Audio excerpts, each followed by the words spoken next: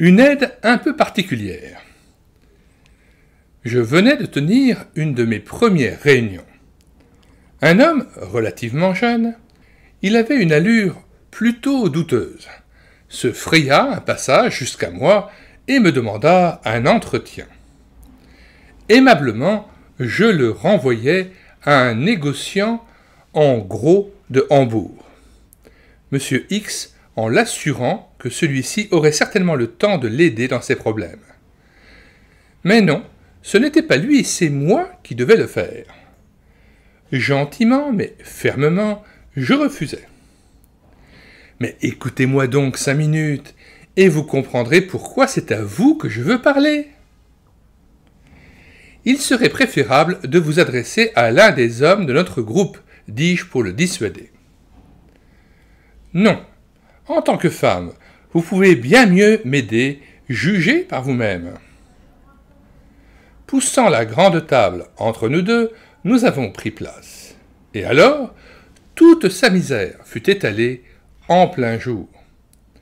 Depuis 7 ans, il vivait séparé de sa femme.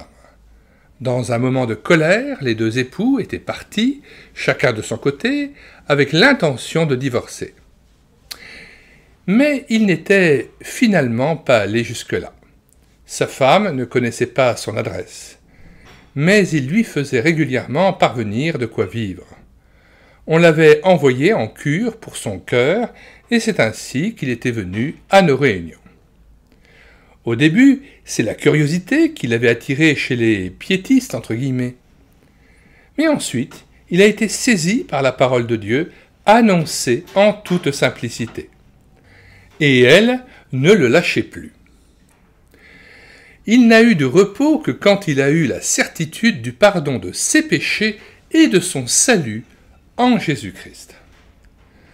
Maintenant, il voulait demander pardon à sa femme. Il me tendit la lettre qu'il avait écrite en disant « Veuillez bien envoyer la lettre à ma femme et y ajouter quelques lignes. Je sais que vous trouverez le mot juste. S'il vous plaît, aidez-moi en aplanissant le chemin du retour vers ma femme. » C'était donc cela, un homme qui prenait la conversation au sérieux. J'ai écrit de femme à femme et de cœur à cœur, et le Seigneur a fait grâce. En réponse, un télégramme arriva ainsi conçu. « Je viens. » Chez notre ami, on remarquait le changement jusque dans son aspect extérieur. Il était assis à la réunion et j'ai dû y regarder à 2 fois pour m'assurer que c'était bien lui.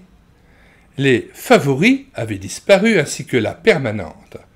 Son visage, tout transformé, rayonnait le bonheur et la joie. Il nous a demandé de prier pour sa femme, pour que le Seigneur touche aussi son cœur et vienne à bout de sa résistance. Mais qui peut décrire notre étonnement quand nous avons découvert en elle une chère enfant de Dieu qui, intérieurement, était tout à fait des nôtres. La joie des retrouvailles des 2 époux dépassa tout ce qu'on peut imaginer.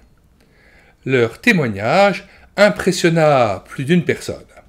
Les gens vinrent en nombre croissant à nos réunions. Finalement, ils étaient chaque jour une bonne 40aine. Parmi eux, plusieurs catholiques pratiquants et même une parente de Thérèse Neumann. Toujours à nouveau, le jeune couple racontait ce que le Seigneur avait fait pour eux. Leur témoignage rayonnant et leur joie étaient contagieux.